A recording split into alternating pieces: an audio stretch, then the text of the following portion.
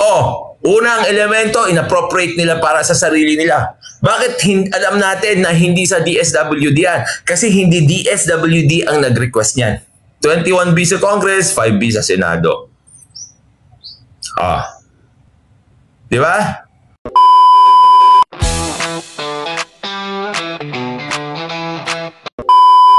Okay, mga kabatas natin. Ito yung pag-uusapan natin, which is actually very important right now. Okay? May konting lag sa video, okay na yan. Ganun talaga. Kasi yung latency, hindi ganun kalakas itong laptop ko eh. Pero mga kabatas natin, ito. Sabi kasi dyan, mga kabatas natin, AKAP is not a pork barrel. Yak. Dinedefend kasi ng DSWD, mga kabatas natin, itong AKAP. Kasi may sinabi dito si dating Senior Associate Justice Carpio na ito nga ay isang pork barrel. Ano ba ang isang pork barrel, mga kabatas natin? Napakasimple lang ang definition ng pork barrel, mga kabatas natin. Ang pork barrel ay isang illegal na pondo kung saan yung mga mambabatas ay ina-allocate itong pondong ito para sa sarili nila. Okay? Ganun kasimple yung definition nun. Kapag may pera, tapos yung pera na yon, mga kabatas natin, ay i-allocate ng mga mambabatas para sa kanilang sarili, yun ay pork barrel. Ang pork barrel, mga kabatas natin, naging PDAF din yan. Okay? Declare na ng Supreme Court na ang PDAF at ang pork barrel ay illegal. Okay? Sinabi na ng Korte Suprema yan. Ano ang pangunahing dahilan dyan? Siyempre, mga kabatas natin, wala naman talagang pondong para ganon itong Legislative Department. Yung pork barrel, mga kabatas natin, okay, ang pinaka ginagamit dyan noon ay for infrastructure projects. Ngayon, mga kabatas natin, itong mga AKAP na ito, ginagamit naman para sa ayuda. Okay, ibangga kasi natin, yung pork barrel na tinatawag nila noon, o kaya yung AKAP na tinatawag, o PDAF na tinatawag nila noon, mga kabatas natin, okay, ang ginagawa nila doon, itong mga kongresista natin, people from the Congress, nasa Legislative Department, kahit ikaw ay House of Representatives o Senador, mga kabatas natin, mag-a-allocate sila ng pondo para sa sarili nila para gawin ang isang trabahong ehekutibo. Basic, di ba? Bakit? Ang trabahong ehekutibo, katulad ng pagpapagawa ng infrastructure projects, mga bridges, mga kalsada, mga buildings, okay? That is the work of the Executive Department. Andun sa sangay ng presidente. Trabaho yan ng Executive Department at hindi yan trabaho ng Legislative Department. So yan ang sinabing explanation ng Supreme Court. Okay, ngayon mga kabatas natin, i-translate naman natin yan ngayon dito sa AKAP. Okay? I-translate natin yan sa AKAP. Okay? Ang unang-una nating titignan dyan, syempre, yung number one na elemento, nag-a-appropriate ba ang Congress ng pera para sa kanila? What is the answer? The answer is yes. Di ba? AKAP, ilang bilyon? Ilang bilyon yung AKAP, mga kabatas natin? The answer is yes. Number two, mga kabatas natin, itong pera ba ito ay ginagamit ng Legislative Department para gumawa ng executive functions? Anong sagot? The answer is yes again. Let's go here, mga kabatas natin, ha? Tignan nyo. Sabi dito, okay, yan si DSWD Secretary Rex Gatchalian. Okay? Sabi dito, mga kabatas natin, Manila, Philippines, the Department of Social Welfare and Development on Thursday reiterated that its ayuda para sa Kapos ang Kita program is not a pork barrel program. Okay, tignan natin. Hindi daw pork barrel program yon. Hindi naman niya pinaliwanag. Tulad ng sinabi ko, tignan natin yung elemento. Itong ayuda para sa Kapos ang Kita program. Pakilagay nga, mga kabatas natin, kung ano ang hatian ng House of Representatives at hatian ng Senate dyan sa comment section. Diba? Ano ba? Di ba may hatian sila? Di ba may inappropriate na 5 billion para sa mga senador? Which, actually, mga kabatas natin, itong si Congressman Romualdez, siya mismo nagsabi na magkakaroon na ng hatian at mabibigyan na ngayon yung Senado. Kaya sila pumayag. Di ba? So yung unang elemento pumasok. Nag-appropriate sila ng pondo para sa sarili nila. Itong akap ba na ito, pumasok ba yan sa pondo ng DSWD? Siyempre, yun ang tatanungin natin ulit. Kasi nga, di ba, ang iniisip natin na pangalawang elemento niyan, yung pera na yon ay inappropriate ng Kongreso para gumawa sila ng executive function. Okay? Unang elemento, inappropriate nila para sa sarili nila. Bakit alam natin na hindi sa DSWD yan? Kasi hindi DSWD ang nag-request niyan. Diba? Thank you, Haro. Thank you, Haro. Dragnil. 21B sa Congress, 5B sa Senado. Diba? Hindi under DSWD yan. Secretary Rex Gatchalian, parang awa mo na, tell us the truth. Did you request for AKAP? O kasama ka na rin. Did you request for AKAP? Secretary Gatchalian. Sabi ni Rizal Stad, wow, the audacity. I guess he thinks effective yung damage control nila sa 7. Akala ko business lang nila ang plastic. Yung justice, mali ng interpretation on a matter that has legal element. Well, ako nga mali-mali din, di ba? Pero syempre, ito nga sinabi ko, if I am wrong, di ba? If I am wrong, please correct me. In this particular matter, correct me. Yung kay Fabry, correct me. Ganun lang naman kasimple. Ang maganda dito, meron tayong discourse.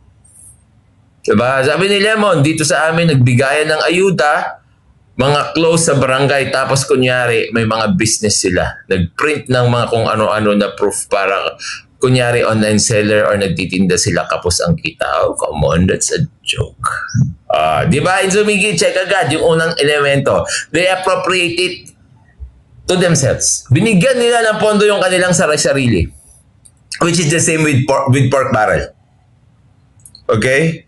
The same with pork barrel. Ganun din sa pork barrel. Ngayon, mga kabatas natin, kung hindi masabi ni Secretary Rex Gatchalian na siya yung nag-request dyan, kasi hindi niya na pwedeng sabihin kasi bistado na nung nagkaroon naman ng budget hearing, walang akap. Diba? Magsisinungaling na lang kayo. Obvious ba? Obvious pa.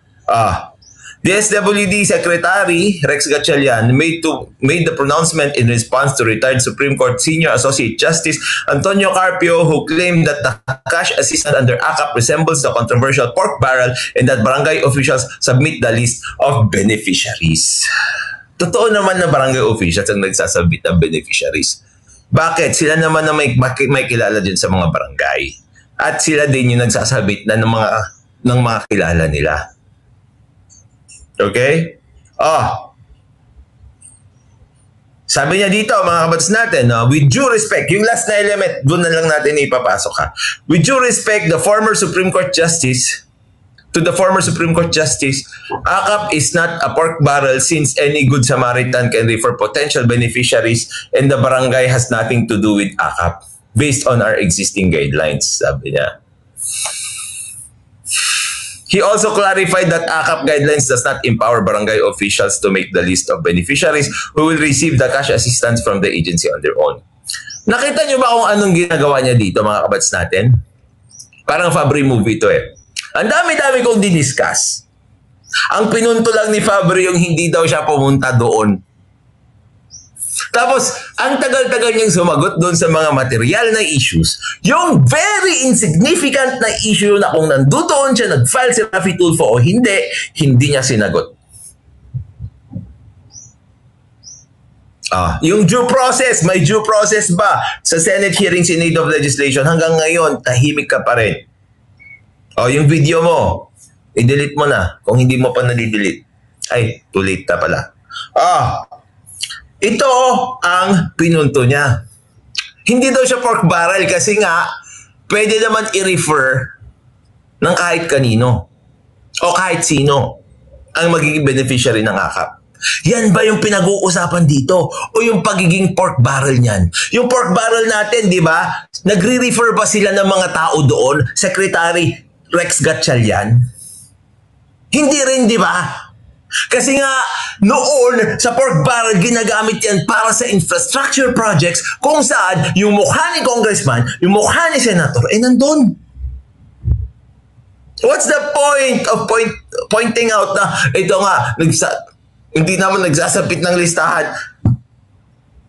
Walang kwenta yung argumento mo na yan. At totoo naman yung sinasabi ni Secretary Justice Carpio na yan. Retired Justice Carpio. Totoo naman yung sinasabi niya. Pero ang dahilan niya, dahil any good Samaritan can refer potential beneficiaries daw. Hindi niya kinuha yung elemento na sinasabi ko. Di ba? Enzo Miggy, sabi niya, hindi daw barangay ang magbibigay ng listahan ng sino kongreso. Mayawan ko sa kanila.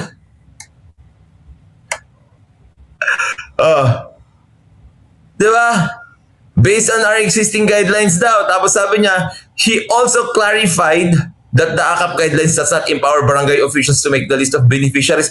What's the point of discussing that? Yun yung very trivial dyan sa issue na yan. Hindi mo man lang diniscuss kung bakit pork barrel yan. Hindi nagde-define na isang pork barrel ang isang pondo dahil sa kung sino ang nagsasuggest kung sino ang beneficiary nito. Kung meron man niyang importansya, napakakonti. Napakakonti ng importansya niyan. Gatchalian then further explained that while legislators and local officials can refer potential aid recipients, it is the agency's social workers who vet the beneficiaries to make sure that they are eligible based on the AKAP guidelines. Come on, men! Hindi mo man lang diniscuss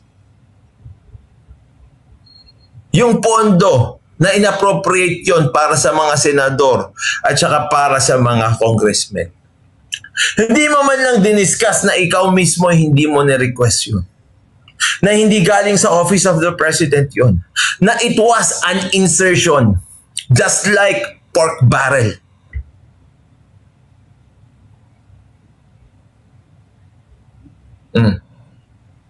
Tignan, the original intention, nabago na ba, of the AKAP program is to protect the minimum wage earners and near poor Filipinos from the effects of inflation that erode their buying power. It is intended to provide a menu of assistance for goods and services that are affected by high inflation depending on the needs of the individuals. Tulad na sinabi ko ulit sa argumento ko, ilan na nabigyan nyo ng AKAP, ilan ang potento ng Pilipino. Lahat kami kapos ang kita. O nagbakasyon kami, kapos na naman yung kita ko. Pengi AKAP. According to the DSWD, the General Appropriations Act of 2024, specifically the special provision number 3 of the DSWD budget, authorized the 26.7 billion funding. General Appropriations Act of 2024 talaga. Authorized the 26.7 billion funding for AKAP serving as financial assistance to minimum wage earners falling under the category of low income that were severely affected by the rising inflation. Okay, kung DSWD ang nagbibigay ng AKAP, DSWD ang may control ng AKAP,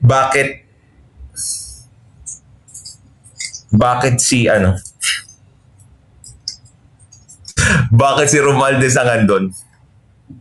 Sige nga, lokohin nyo nga kami in relation to that. Mm. Akap-akap yung mga beneficiary, dikit kay kapitan, kagawad at tagalista. Nagiging dahilan pa ng alitan ng mga kamag-anak at kaibigan. Putik yan. Akala kasi nila mauuto nila tayo. Diba? Akala nila mauuto nila tayo na paniniwalaan na lang natin yung sinasabi nila na wala naman silang sapat na paliwanag at ebidensya. Puro low income sila. Bakit hindi kayo gumawa ng maayos na programa? Bakit yan ang pinaglalaban nyo na hindi naman lahat makikinabang, kundi yung mga taong gusto nyo lang bigyan? Ito na lang, isa rin na malaking ebidensya yan. Kung walang Kuya Martin, walang akap. Sige, gatsal yan. Ihuli mo pa. Ihukay mo pa yung sarili mo sa kasinungalingan. Kahit may DSWD, kung walang Kuya Martin, kung wala si Speaker, walang akap. Ang nagsabi dyan mismo si Congressman Luistro. Pasinungalingan mo yung sinabi niya. Si Erwin Tulfo noon, di ba? Inako niya rin na siya yung may utak sa akap. Hindi kayo DSWD? Ano? Please explain that. Ewan ko kung sino nagsisinungaling sa inyo. It added that almost 5 million near Filipinos have already benefited from the AKAP from January to December 26 this year. Oh, come on. Lokohan talaga tayo. Pare-pareho yan, sinasabi sa akin. Wala na. Yun na. Ngayon, kanino kayo maniniwala? Kay Secretary Rex Gatchalian o kay dating Associate Justice Carpio? Ngayon, yung uling elemento na sinabi ko, mga kabatas natin, itong mga legislative servants, itong mga miyembro ng Congress, ang ginagawa nila ay executive power. Trabaho ng ehekutibo. Ganun ba yung nangyayari dito? Sino ba nagdi-distribute ng akap? Sino ba yung nakikita nyo na nandoon? Kaninong picture ba yan at kanino ba ang may control ng pondo? Sige nga. Sige. I-justify mo pa DSWD. Naglolokohan na lang tayo. Di ba, Jose? Regularization ng vote buying. Normalization ng vote buying. Mas gusto ng mga Pilipino is subway and improve public transport services. AKAP will only benefit the few no matter how much they promote it. Hindi nila nakikita kasi yun eh. Saan na yung subway namin? Pondohan nyo, please. After election, tatahimik ang AKAP. You bet. May mall tour din ba ang DSWD? Ay, nako, nakakahiya pala, no? Wala palang mall tour ang DSWD. Now, when comparing, di ba, may margin of error, that margin is practically disregarded. In this case, yung margin na yun is Rex's defense. Critical thinking po ang kailangan, hindi critical cognitive state. Agree. Si Teacher Mark reacts, that is justice. Justice comes from the hefty price pala, around 31 billion lang naman. At ako, mga kabatas, and the winner is, obvious naman ang winner dito, mga kabatas natin. No? I-press nyo kung ang tangin nyo, ang winner dito ay si Rex Gatchalian. Press 1. Kung ang panalo dito ay si dating Associate Justice Carpio, press 2. Okay? I-press 1 nyo kapag naniniwala kayo na hindi pork barrel ang akap. I-press 2 nyo kapag naniniwala kayo na pork barrel ang akap. Sige nga, tingnan nga natin.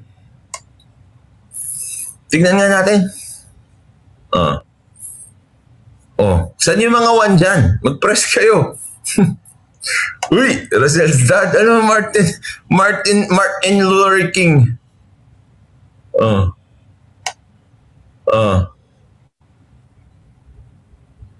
Panalo si Martin. Hindi, dalawa lang yung choices natin. Lahat 2. Paano yan? Lahat to, paano yan? Hindi kasi nakatanggap ng mga akap to eh. Panay to. Tsaka 3, panalo daw si ano.